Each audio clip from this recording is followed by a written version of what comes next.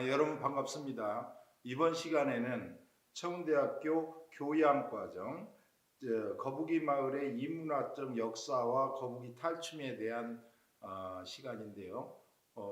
이번에 이제 여러 가지 국내외적으로 일어난 사태 때문에 이렇게 영상으로 여러분과 만나 뵙게 됐습니다. 저는 전병환입니다. 그러면 지금서부터 거북이 마을의 민속에 대해서 우리가 알아보도록 하겠습니다. 민족이 고유한 풍속을 가지고 있는 걸 관습적으로 가지고 있는 걸 이제 우리가 민속이라고 얘기할 수 있어요. 전 세계적으로 민족은 약 6,700개 정도의 민족이 있었다고 학술적으로 논의되고 있습니다. 그 민족들이 가지고 있는 관습, 그걸 우리가 이제 민속이라고 말할 수 있습니다. 그럼 거북이 마을에 있는 민속은 무엇이 있는가? 그 중에서 이제 거북이 탈춤은 어떤 의미가 있는가? 그게 이번 시간에서부터 3시간 동안 여러분들과 같이 논의해야 될 문제들입니다. 우리가 가지고 있는 민속이란 무엇을 지칭하느냐 하는 건데요. 우리 이제 이론을 정립하자면 논거가 있어야 될 거 아니겠습니까? 그 논거에는 우리의 관습이라는 건 뭐 우리의 생활 습관을 관습이라고 그럽니다. 그 관습이 왜 중요한가 하는 문제입니다. 우리가 일상적으로 습관적으로 우리 민족만 가지고 있는 관습이 여러 가지가 있어요. 그 중에서 대표적인 게 이제 토템 신앙입니다. 그러니까 우리가 무엇을 위한다, 이런 종교적 행사, 우리들만의 가지고 있는 종교적 행사, 그런 것들도 모두 우리의 민속들입니다. 우리 이제 제사라고 하는 아주 아름다운 민속이 있고, 관혼상제, 그러니까 성인식, 그 다음에 결혼을 하고 초상을 치르고 제사를 지내는 4대 의례가 우리 민족이 가지고 있는 가장 관습적 행위입니다. 그 관습적 행위가 과연 거북이 마을에서는 어떻게, 그리고 또 하나 하자면 놀이겠죠, 놀이. 그런 것들이 모두 뭉쳐져서 우리가 하나의 민속이라고 칭할 수 있는 거죠.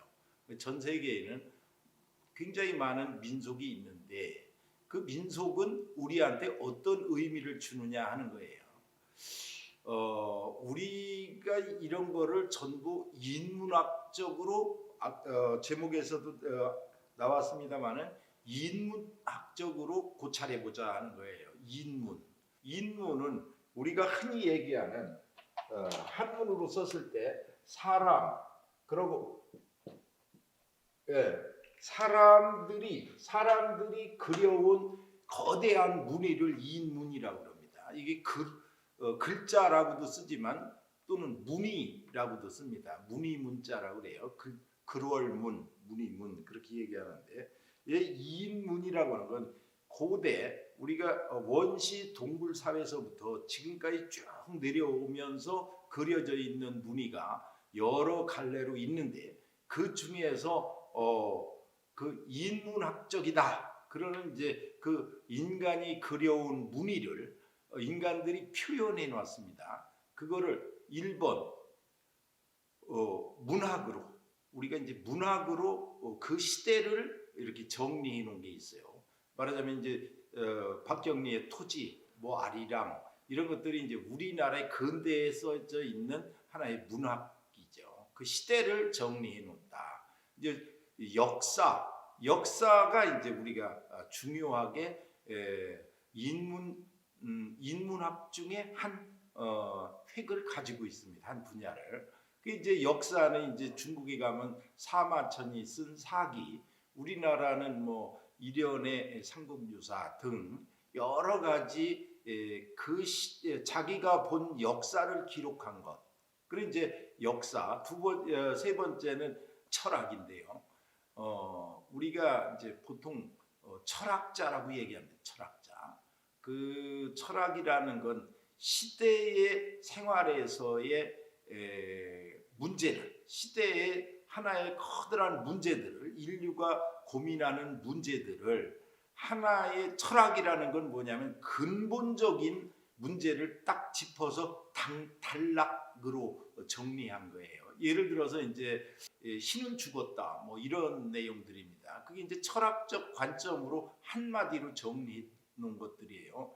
공자의 논어 같은 거, 그런 것들은 이제 철학적 문제, 그 사회에서 쳐다봐야 되는 철학적 문제, 그 시대의 문제를 한 문장으로 정리한 것들을 우리가 이제 그래서 문학, 사학, 철학, 이거를 우리가 이제 인문이라고 이렇게 표시합니다. 이제 인류가 그려온 문의 중에서 그러면 문의가 계속될까요? 가끔 바뀔까요? 그 이제 역사적으로 보면 많은 이렇게 변화가 있었어요. 그걸 우리가 이제 그 시대마다 그거를 이제 혁명이라고도 하고, 요즘 같은 경우는 1차 산업혁명, 2차 산업혁명, 3차 산업혁명, 요즘은 뭐 4차 산업혁명이다, 이런 얘기들도 합니다. 그런 것들은 모두가 한 시대를 바라본 우리들의 평가일 뿐이에요. 그건 이제 다음 세대에선 그걸 어떻게 평가할지는 모르지만, 이런 것들 전체적인 그런 문제들을 엮어서 우리가 인문학적 고찰이다 이렇게 얘기합니다. 그런데 왜 뜻밖의 거북이 마을에 인문학적 문제가 나오느냐? 그건 곧 거북이 마을이 걸어온 하나의 거북이 마을 공동체가 쭉 살아오면서 하나의 무늬를 그렸다는 거지 않습니까? 그 무늬가 어떤 방법으로 그려졌느냐 하는 것을 우리가 이제 알아보자, 그런 내용입니다. 그 중심에는 탈춤이라고 하는 특이한 놀이 문화가 있었다는 거예요. 이 특이한 놀이 문화가 거북이 마을의 인문학적으로 매우 중요하다, 그런 뜻입니다. 그러니까 강의의 주제가 되는 인문학적으로 본 거북이 마을의 탈춤, 이게 이제 그렇게 단락을 지을 수 있는 거예요. 이제 두 번째입니다. 그러면 거북이 마을은 어디에 있나? 왜 거북이 마을을 우리가 학과에 올려놔 있나? 이걸 좀 알아봐야 되겠죠. 거북이 마을은 홍성군 구항면에 있습니다. 그 구항이라고 하는 게 이제 거북이 그런 소리예요. 거북이 구자라고 합니다. 요건 모가지 그런 소리입니다. 거북이 목과 같은 무엇이 있어서 이제 구항면이라고 이름을 지었는데, 그게 그 거북이 마을에 있는 산세 지형이 거북이와 닮았다고 그래요. 그 이제 거북이가 고개를 뾰족 내밀고 그 쭉 등을 이루고 있는 산은 그 마을의 뒷산이라고 그럽니다. 그 산 이름이 보계산 그럽니다. 보계산은 무슨 소리냐? 또 보물이 덮여 있는 산이다. 근데 그 보물은 땅 속에 덮여 있는 게 아니라 그 주변에서 나온 많은 인물들이 그걸 상징한다 그럽니다.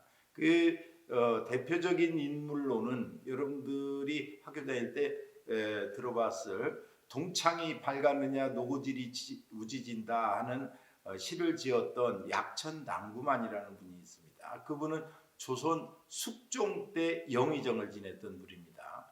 그분을 비롯해서 두문불출한다 이때 그 두문동에 숨어 들어간 고려말 충신, 그분들이 또 태어난 곳이고, 약천낭구만이라고 담양전 시들 중에 그런 분들이 이제 많이 있습니다. 그 외에 임진왜란 때 공을 세웠던 송해공, 이런 분들이 많이 그 지역에서 많이 나왔다. 이제 복외산 밑에서 그런 분들이 많이 나왔다. 이제 그렇게 얘기가 됩니다. 그런데 그 마을에는 68가구 128명이 살고 있어요. 그 복외산이 이렇게 감싸고 있는 그 마을의 안 동네입니다. 그 마을이 우리나라의 농촌 전통 테마 마을인데, 그 뭐냐, 농촌에 흐르고 있는 전통적 테마를 그대로 유지한다, 그런 뜻입니다. 그래서 농촌 전통 테마 마을로 지정돼서 20여 년간 마을을 가꾸어 가고 있는데, 그 마을에 생긴 이야기입니다. 그 마을에서 어떤 일들이 일어나서 인문학적 고찰이 필요한가? 그게 이제 우리가 이번 시간에 해내야 될 문제들입니다. 실제 이제 이 홍성 지방을 내포 지역이라고 그럽니다. 내포 무슨 소리냐면 물이 가득 물이 만조가 바닷물이 만조가 되면 그게 시냇물을 따라서 쭉 거슬러 올라와서 일반적인 강도 아닌 곳에 이제 폭우가 생기는 냇가에 폭우가 생기는 그런 곳을 이제 내포라고 그럽니다. 지대가 좀 얕다는 얘기입니다. 이제 내포라는 소리는 아득한 옛날에 있었던 뜻인데 옛날에 불렀던 곳인데 이중환의 택리지라는 책에 보면 내포라는 얘기가 여러 장 나옵니다. 그 중에서 이런 내용이 있어요.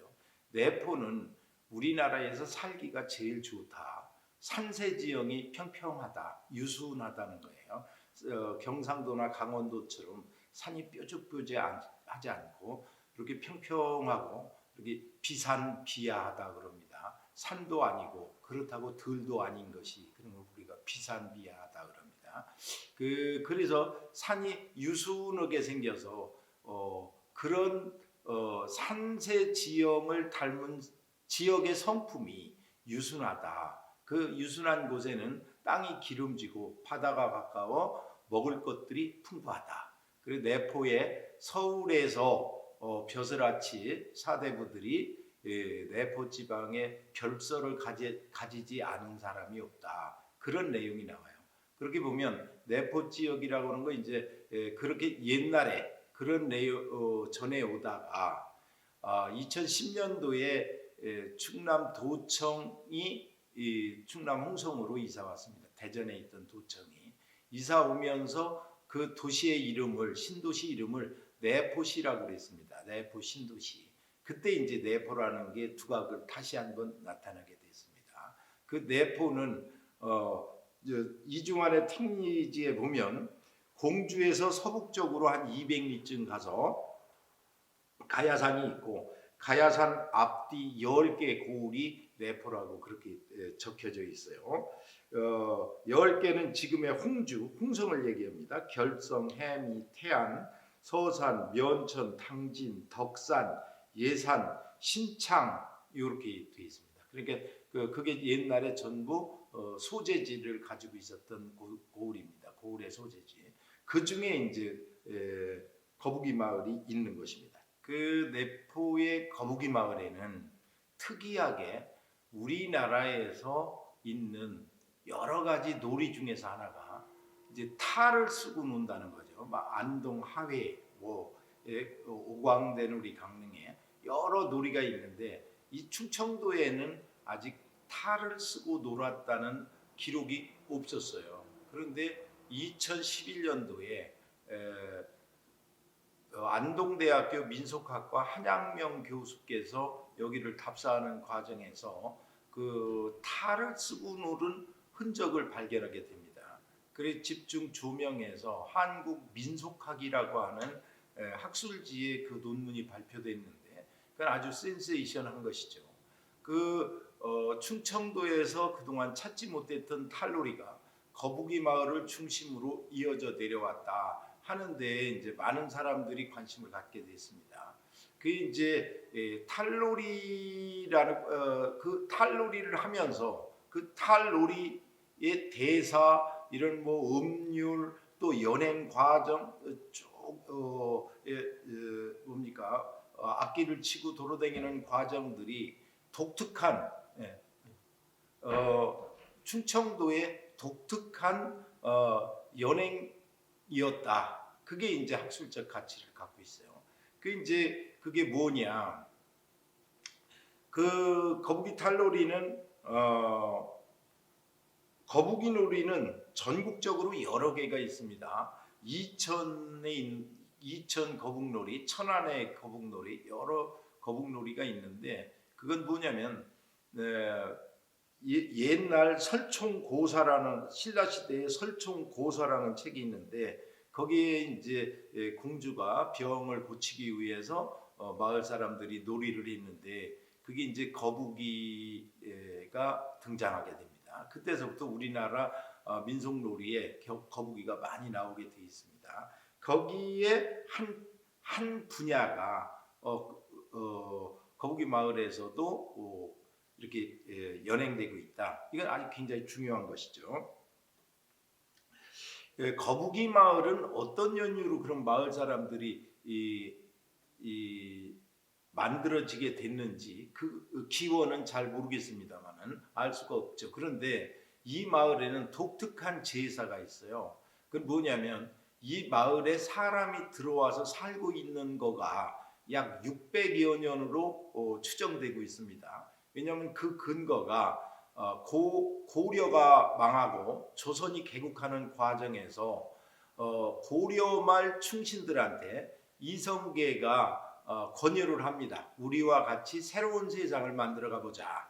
그랬더니 고려 말 충신 몇몇은 거기에 합류하지만 그렇지 않은 절개에 있는 충신들은 충신은 불사이군이다. 어떻게 두 임금을 모실 수 있느냐?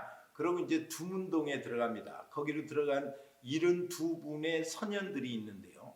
그분들 중에 형제분이 이 마을 출시입니다. 그 이제 거기로 갔다가 거기서 이제 추군 묵피하다가 아사하시고 그 후손들이 이성계의 환란을 피해서 그러니까 개성에서 가장 멀은 아주 멀리 내려간 충청도에 둥지를 틀게 된 것이죠. 그런데 그 자손들이 와서 심었다는 시목, 그러니까 마을에 사람이 제일 먼저 들어가면 그 곳에 이제 나무를 심습니다. 나무 몇 개를 심어놓고 그걸 이렇게 우이하게 되는데 그게 이제 시목이라고 그래요. 그래서 이제 이 마을에도 그 시목이 지금까지 존재하고 있고 아직도 마을 사람들이 그 나무를 우이하고 있습니다. 또 그분들이 일로 와서 그 후손들은 그분들의 사당을 짓고 지금까지 제사를 지내고 있어요. 이제 그 제사 그렇게 600여 년 전에 마을로 사람들이 들어와서 그러고 한 짓이 마을의 다섯 개 방위에서 제사를 지내기 시작합니다. 그걸 오방제, 5가지 방위, 동서남북 가운데 이렇게 이제 5 가운데다 제사를 지냈다. 그 제사가 동서남북 가운데에 지냈던 제사가 오방제라고 하는 게 그때서부터 유래돼서 지금까지 내려오지 않았나 그렇게 추정들 해봅니다. 이제 오방제를 지내기 위해서는 이제 동네 마을 사람들이 재물을 걷어야 될까요? 제사 비용을 걷기 위해서 건립이라고 하는 걸 합니다. 건립이라는 건 뭐냐면 동량처럼 받아오는 게 아니라 제사 비용을 얼마씩 배당하는 게 아니라 선의의 기부를 받는 것이죠. 그 이제 사물놀이를 하면서 풍장을 쳐가며 각 마을 집집마다 돌아갑니다. 그 돌아가면서 그 집에서 이제 선의의 기부금을 내는 거예요. 쌀, 술도 내놓고 그러면 이제 그 재물을 제사 비용을 갖다가 오방제 제사를 지내고 그 제사를 다 지내고 나면 이제 음식이 남을 거 아닙니까? 제사도 이제 잘 지냈으니까 마음도 편안해지고 그러고 나서 이제 마을 주민들이 모여서 놀았는데 그 노는 게 이제 8월 대보름날, 8월 보름날 가장 크게 놀아서 그걸 이제 대판거리라고 그럽니다. 그리고 정월 대보름날 그때쯤 또 큰 제사 지내고 노는 흔적이 많이 발견됩니다. 이제 그런 것들이 그 놀이 방식이 그러니까 이제 제사 지내고 건립에서 걷어진 음식과 재물들을 가지고 마을의 넓은 공터에서 주민들이 모여서 그 이제 놀았는데 그 놀이 방식이 탈을 쓰고 또 탈을 쓰지 않은 사람들은 구경을 하면서 흥겨워서 같이 놀아줬다. 그걸 우리가 이제 거북이 마당놀이라고도 하고 그때는 탈놀이라고 하고 그때는 뭐 오방제 제사놀이라고도 하고 여러 가지 이름이 시대에 따라 다르게 전해 내려왔던 것입니다. 이제 그 놀이를 마을 사람들이 모여서 했는데 그 놀이가 다른 데와 독특한 것은 다른 데는 뭐 그냥 적당히 꽹과리 치고 무용하고 놀았는데 여기는 탈을 쓰고 놀았다는 거예요. 탈을 일부 사람들이 탈을 쓰고 그럼 탈을 쓴다는 건 무슨 뜻이냐? 탈은 자기의 신분을 감춘다 그런 뜻이 있습니다. 그럼 자기의 신분을 감춘다는 건 또 무슨 뜻이냐? 누군가 보고 있다는 거죠.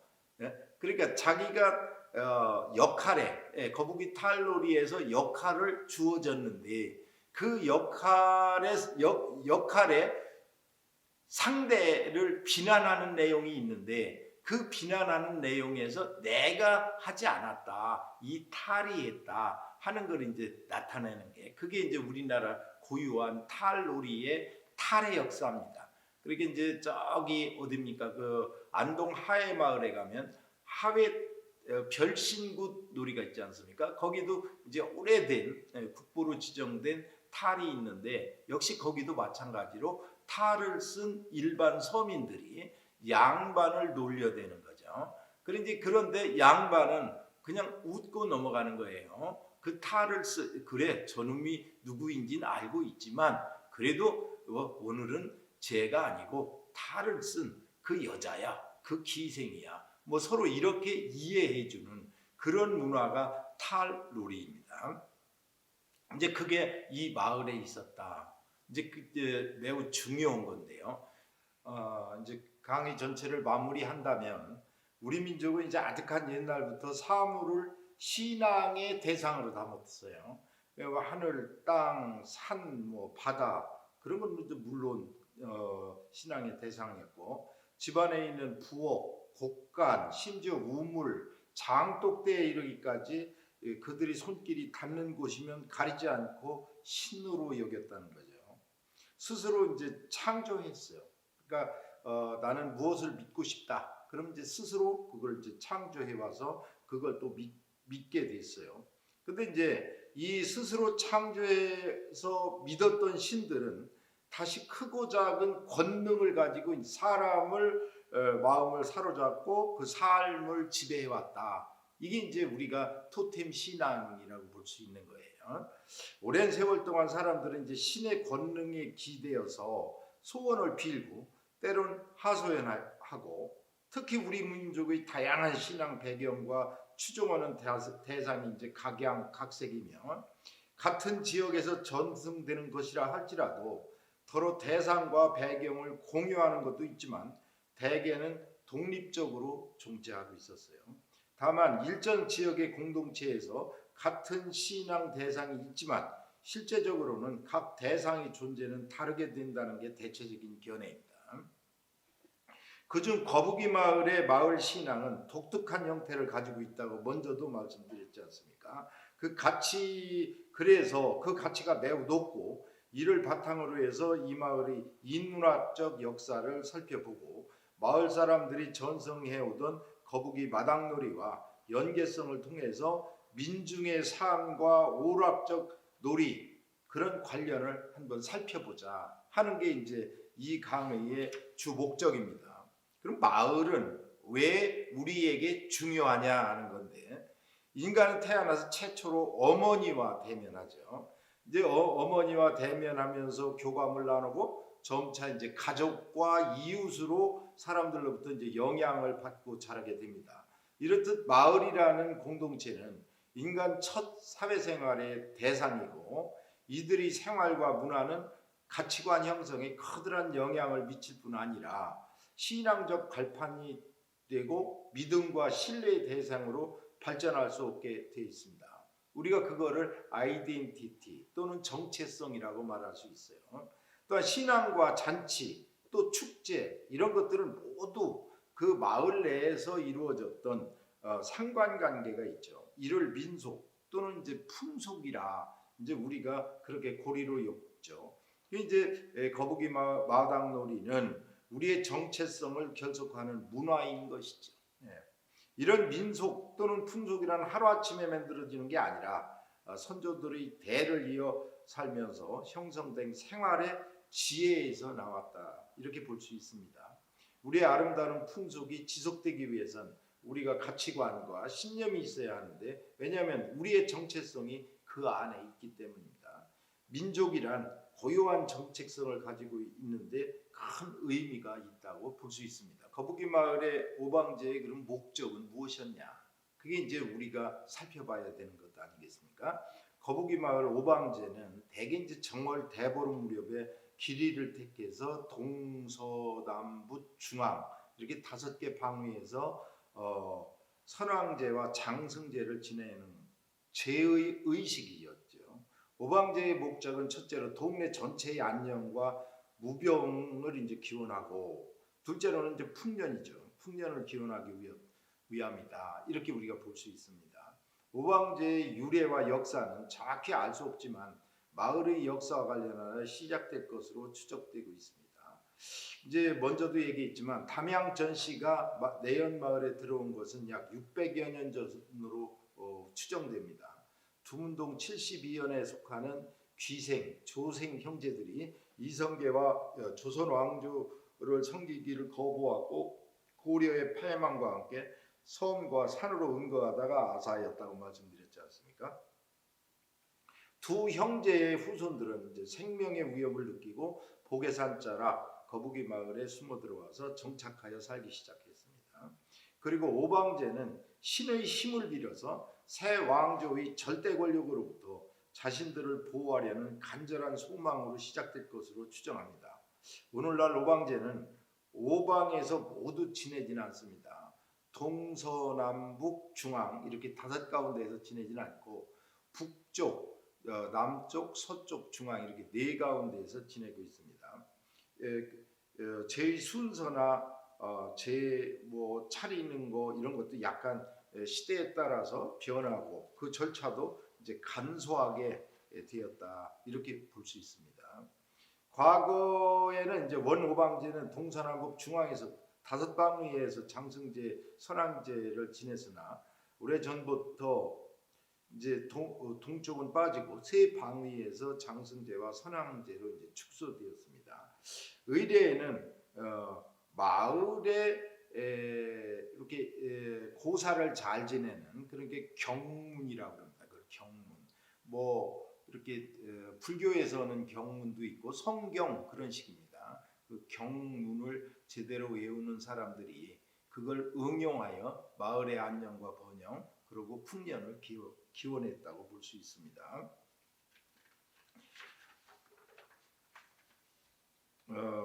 이제 먼저 말씀드렸다시피 이제 풍물패를 이끌고 마을의 잡색 그러니까 출연하는 사람들을 잡색이라고 합니다.